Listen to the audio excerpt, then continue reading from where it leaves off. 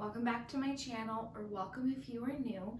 Today I wanted to go over the details of my birth vlog. So I know I posted it like 2 weeks ago, but I still wanted to just take the time to just kind of sit down and just go through and explain what happened, as well as introduce the baby.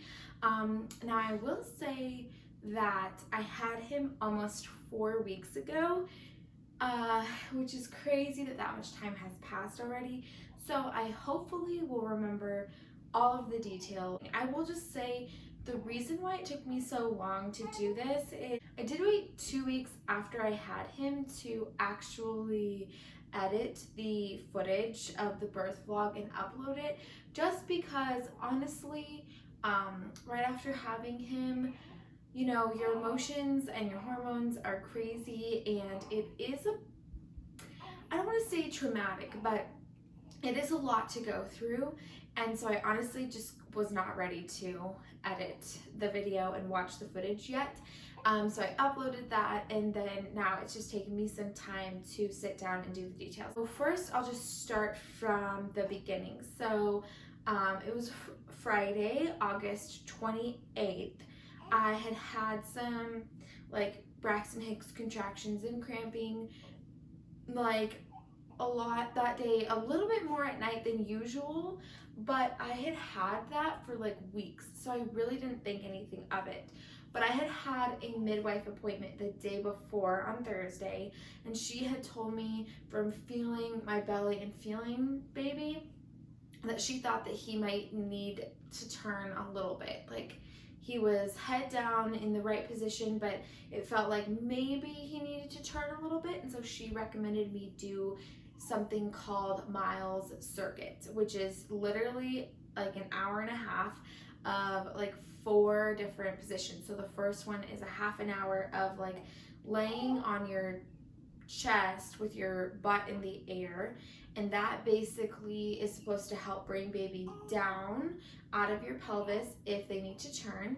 And then the next is a half an hour of side laying position, like over exaggerated side laying position, which basically would, now that baby is coming out of your pelvis, would give them the freedom to turn a little bit if they need to. And then the next 2 exercises, I'm not even sure because I didn't get to it, because I was laying in bed at like 10:20 p.m. Doing the side laying position, and my water broke. I at first was like, I heard an audible pop. A lot of people are surprised by that. I was surprised by that. I did not know you could hear your water break. Very odd. But I heard it break, and I felt the gush of water, and then obviously I like kind of started freaking out. So I stood up, and obviously more water came out. So I went to the bathroom, and more water kept coming out. So at that point, I texted my doula just to let her know, but I didn't have her come yet. At this point, I'm like mentally prepared for my labor to be like 20 hours or more. I mean, I'm a first time mom. I really thought it would take a while. So I also texted my best friend who is a photographer. So she was going to come to the birth to obviously photograph it. My immediate thought, of course, was that the house was a mess. So Michael and I quickly just tidied up the house a little bit, and we had to put like a shower curtain under the sheets on our bed, and we put a second set of sheets just in case I had to labor in bed and like water leaked, or for when I got in bed afterwards, if there was like blood or anything. They just recommend having like a liner, obviously, to protect your mattress. So we did some of that, and plus I was just like gathering all the birth supplies, just like double checking I had everything I needed. And then at this point, like, my contractions had been getting a little bit worse, but it was still just like a crampy feeling. So then around midnight we get in bed, and I think, okay, I think like they're just like crampy at this point. So honestly, like, I think we could just go to bed and try and get a little bit of sleep. But as soon as I laid down, that's when the contractions really started getting worse. So I went and I labored facing backwards on the toilet, because for some reason when I had a contraction, it really just gave me this sensation of like I was tighter, because I was like, I couldn't fully relax my muscles in case I had to pee. I don't know if that makes sense, but like I needed to like sit on the toilet to completely relax my muscles and like not worry about if I had to pee. If that makes sense. It just made the contractions for some reason hurt less at this point. So I labored backwards on the toilet for maybe an hour, and then I decided to go back in bed because the toilet, I was just tired, and the toilet isn't like comfortable, and obviously I couldn't like fully relax even though I had a pillow up on it so I could like lean over. So then we went to get in bed, and I just could not lay down because that made my contractions feel so much worse. So I set up like a ton of pillows and a blanket behind me, and I laid basically so that I could just sit up but like not have to use any of my muscles. And so at this point, we decided to diffuse a labor blend I had planned on diffusing. It was basically just to really help you relax. So it was like frankincense, lavender, ylang ylang, chamomile, oils like that. And even though obviously at this point my contractions were worse and I did start timing them at this point, laying in that position in bed and with that blend going, I really was able to relax enough to kind of doze off in between contractions. So I wasn't sleeping, but it really helped pass the time, in my opinion, that it was during the night. So it was dark, it was completely dark. We had the amazing, relaxing blend diffusing in the air, and I was in a really comfortable position, and Michael was there laying by me, helping me time the contractions if I didn't want to like press it. I know that sounds ridiculous, but if I was in a perfectly comfortable position, I did not want to move. I honestly don't know how long we were there, but it was probably like 1 or 2 hours, and again, the time went by pretty quickly because I was dozing off between contractions.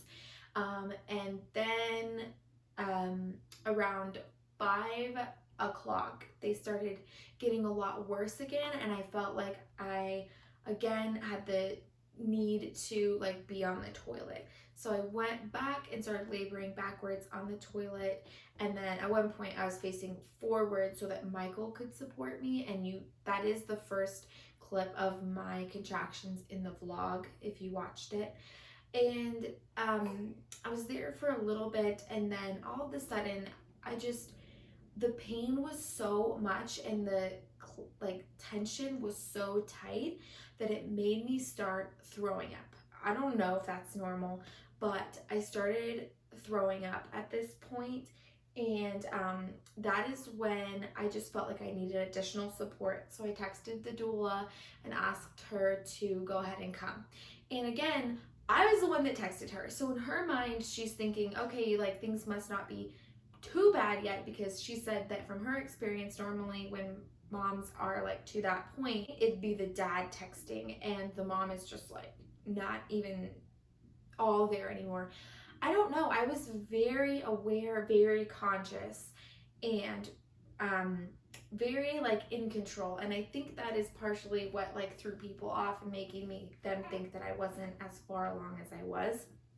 And so I texted the doula and asked her to come, and then I only threw up a few times, but it was really painful because I would throw up even during a contraction. So between the pain of the contraction and then like it forcing me to tense up my muscles more to throw up, that was not fun. And I could also feel that I was really dehydrated, and I was getting a little concerned because I would drink water and it wouldn't stay down. But luckily that didn't last for very long. For some reason it just went away.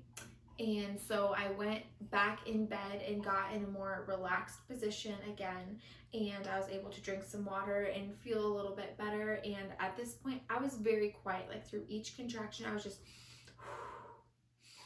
breathing, and I wasn't screaming or anything yet. And then the doula got there, I don't know, probably about 6. And I was still quiet. So Michael was standing on this side, and then she like climbed into the bed to be on this side and just supporting me, asking me, if I needed anything. I at one point, I remember I was cold, and so I asked him to turn the fan off, and then I got hot, and then she like got me a towel with peppermint oil, and she was just doing little things like that, and seeing if there was anything she could help. Honestly, for me, I felt like no one could help me, but just having people there mentally was what I needed. I just needed like the mental support. I really didn't want people to like touch me too much. We took the Bradley classes, and we learned of like massage or like rubbing really hard. And I didn't want any of that. I wanted just like a light touch and just feel like someone was there to support me, because for me, it was like nothing physical helped, only mentally people encouraging me and things helped. So all of a sudden, and I was still timing the contractions on my own. And so of course she's there just thinking like, oh, okay, we still have several hours. I'm thinking we have several hours. All of a sudden, probably at about 6:30, I all of a sudden started having, I think I was in transition, but it was almost like more than transition. It was almost like I skipped transition and went into second stage, because my contractions all of a sudden got so intense, and it was forcing my body to push, which you see that in the video. But that went on for a little bit before I actually asked Michael to film it. So we did miss like so much. Like we did not film as much as I planned, just because we were doing other things. We were trying to survive through contractions, because my contractions were the furthest apart they ever were from when they started at midnight were like 7 minutes. So I really never had a whole lot of time between contractions to really think about filming. So anyways, around 6:30, it starts forcing me to push. And I don't think anyone realized, like I think they could tell by my grunts, or like that it was making me push. And I did start screaming at one point, and that was another thing the doula helped me. She said, keep your voice low. So instead of screaming high pitched, that's why I was like more low tone, almost kind of like moaning, I guess. I don't really know why, but I know that's what you're supposed to do. Keep your tones low and just focus low, instead of screaming. And I will say that when I did scream a few times, it really made me feel like I lost control, and it just made the pain worse. Whereas when I would have the low tones, I felt like I was still in control, and that somehow made the pain feel not quite as bad. But so then at this point, she's like, oh, okay, I think it's coming. She calls the midwife, and we had the birth pool already blown up, but she goes to start filling up the pool. And then I just lost it. I had a moment of like, even though I was supposed to be doing low tones, I just started screaming. My body was making me push. And she was like, oh my gosh, this is happening like now. Like we don't have time to fill up the birth pool. And I was just so adamant that I wanted to push in water. I just thought it would take off a lot of pressure, and it can help prevent tearing, and it could just take away a lot of the pain. And luckily we have a really deep bathtub, and I was like, can you please just fill up our bathtub, because I wanted to be in the water. And so they started filling up the bathtub. Michael calls my best friend and is like, you need to get here now. Luckily she lives like literally 5 minutes away, so she, as you see in the video, she kind of got here on time. So I'm laboring by myself at this point, because the doula is filling up the bathtub, and my husband Michael actually was transferring or giving our dog to our neighbor. So he had texted him a little bit ago, and then at this point he had woken up and responded, and so he was able to take her. So I was in the bed alone, and then around 7-ish, it says the timestamp is in the vlog, and that's another thing that was really nice, that I filmed it, because the video of course has the time on it, so I had no perception of time. I really didn't know that, like, okay, what time did my body start making me push, what time did I get into the tub. I didn't know any of that, and luckily, because I had filmed the separate clips, I was able to figure it out from the time. So it was around 7 whatever, and then around, yeah, so 7 or 7:10, the bathtub was filled up, and I had to start walking to the tub. And we do have one contraction walking to the tub on film in the vlog as well. And then, of course, like, obviously, I just had to take my pants off and got in the tub. And I remember there was this one part in the vlog, and I vividly remember saying this.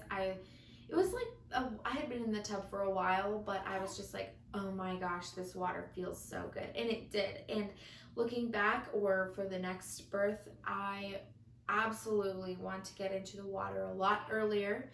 Again, I was kind of pushing it off, thinking that I had a long time to go. And you don't want to get into the water too early, because it can sometimes slow your labor, and which I clearly wouldn't have had that problem.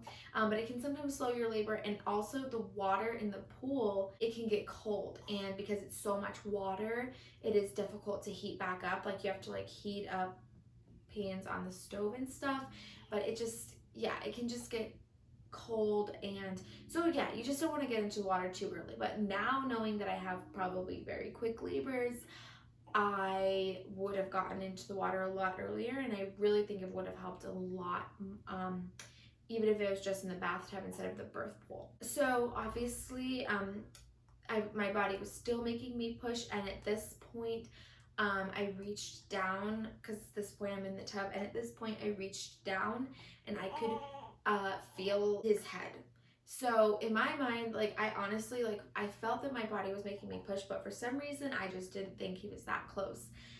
But he was, and I could feel it. But at this point, so in second stage, the head kind of during a contraction comes down, and then after, like, when you're not having a contraction anymore, it kind of goes back up, and that is supposed to help your perineum stretch and stuff.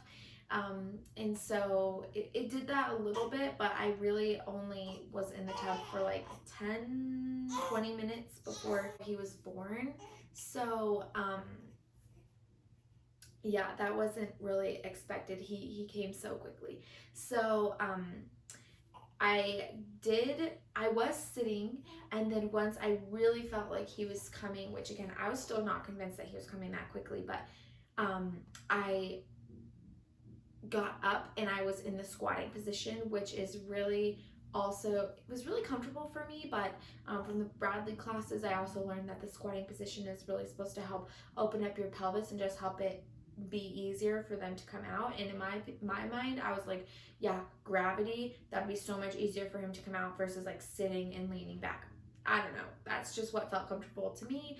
That I did not plan on what position I would push him out in, because I had just learned from the classes, I had learned different positions, but I had learned, let the mom do whatever they want, because in that moment, you don't know what you're going to want. You don't know what is going to feel comfortable to you. So I didn't actually plan on doing that position, but that is what I ended up doing, I guess.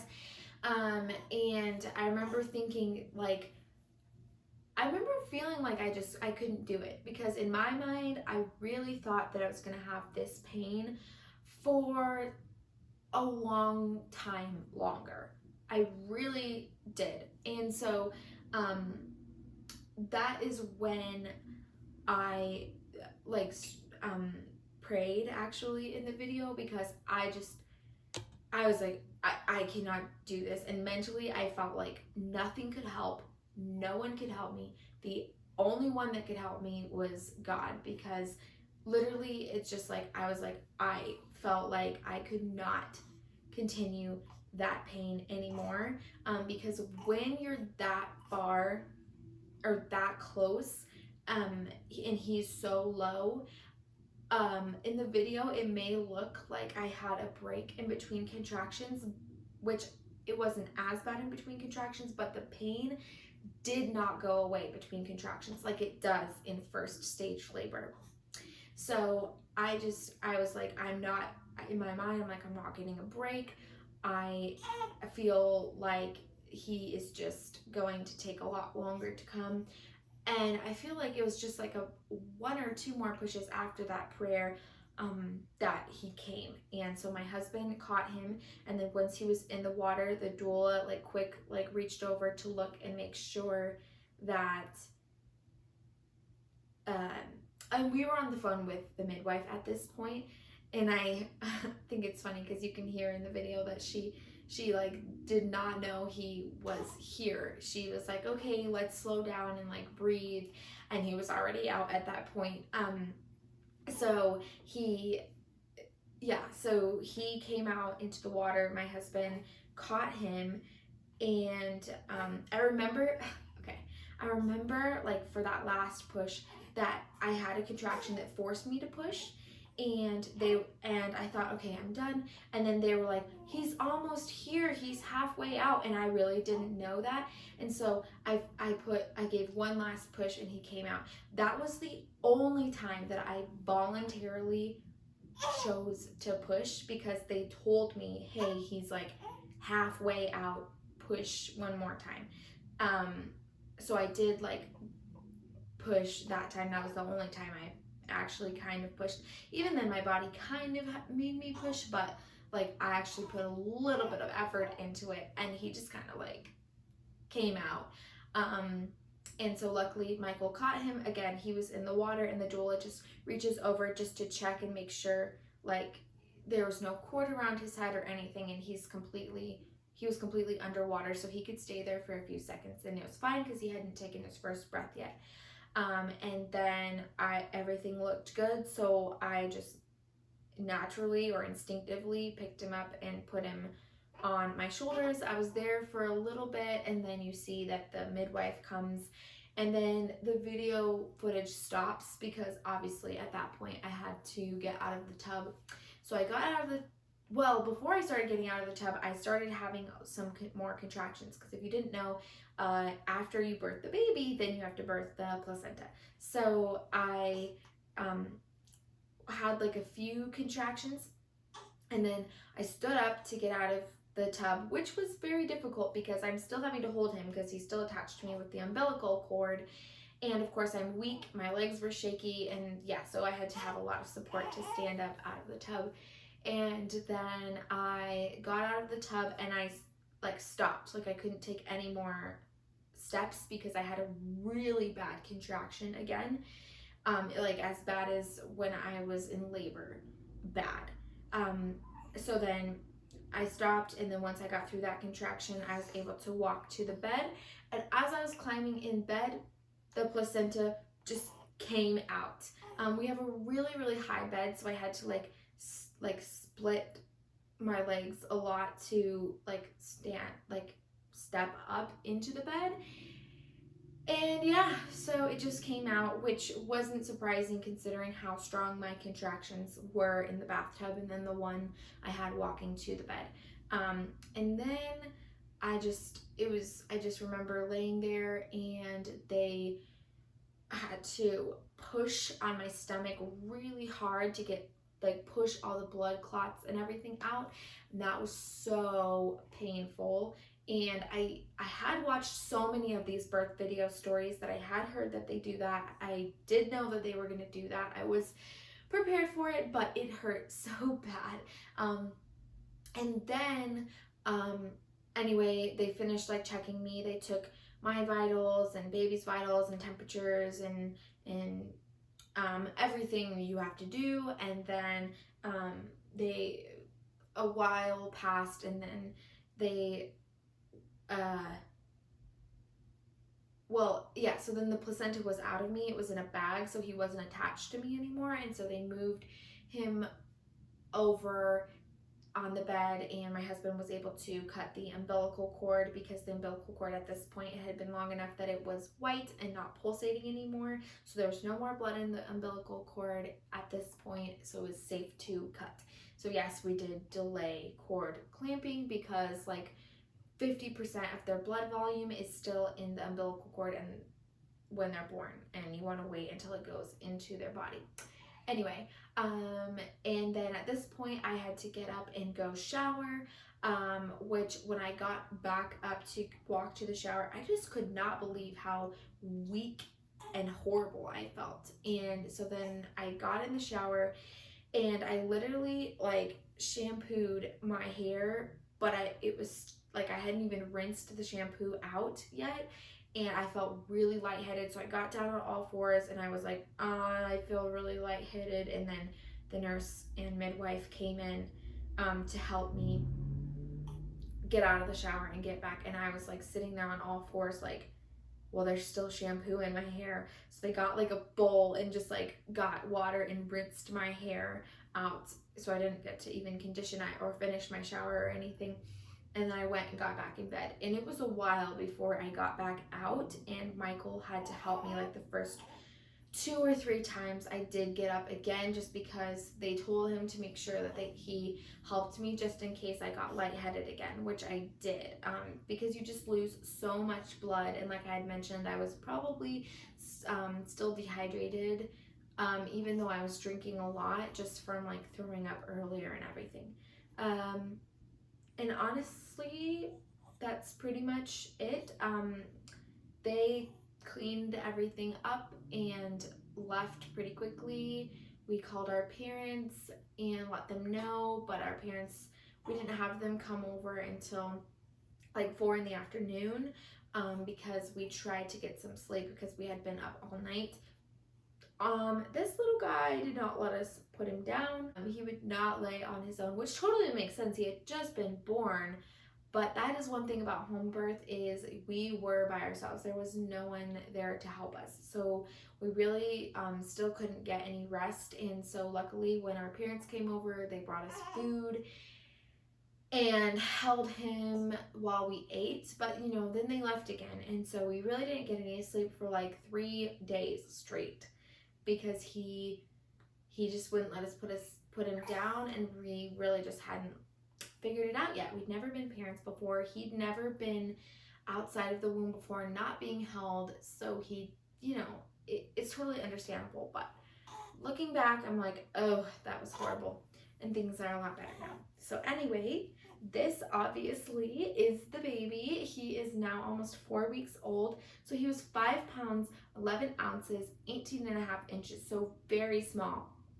So now, even 4 weeks later, he's still pretty small. As you can probably see on the wall, his name is Lyle Maverick. And here he is. Again, he is 4 weeks old. So can you say hi? Say hi, I'm Lyle. I'm Lyle. Yeah. I hope that went through every detail. Again, I might have missed some things, but if you have, I am like very passionate about birth now. Like I don't know, it just went better than I thought. Well, it hurt more than I thought, but it was only 9 hours and it was a very smooth, you know, there were no complications or anything. And it was just such a good experience. And I honestly, like, I will absolutely do a home birth again, a home water birth again, with the same midwives and the same doula and everything. But now that I know I have fast labors, I only had a 9-hour labor for my first labor, which was pretty unexpected.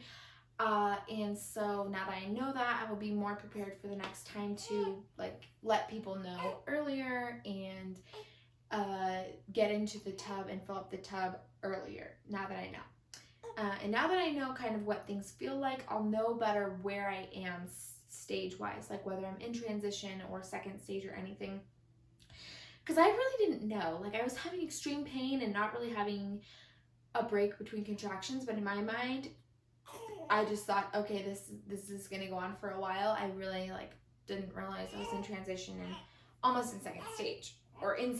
So that's it. But anyway, I am really excited to share, and so if you have any questions at all, feel free to comment below, or I'll link my social media in the description, and it'll be on the page right after this video ends if you want to direct message me with any questions. But thank you guys so much for watching.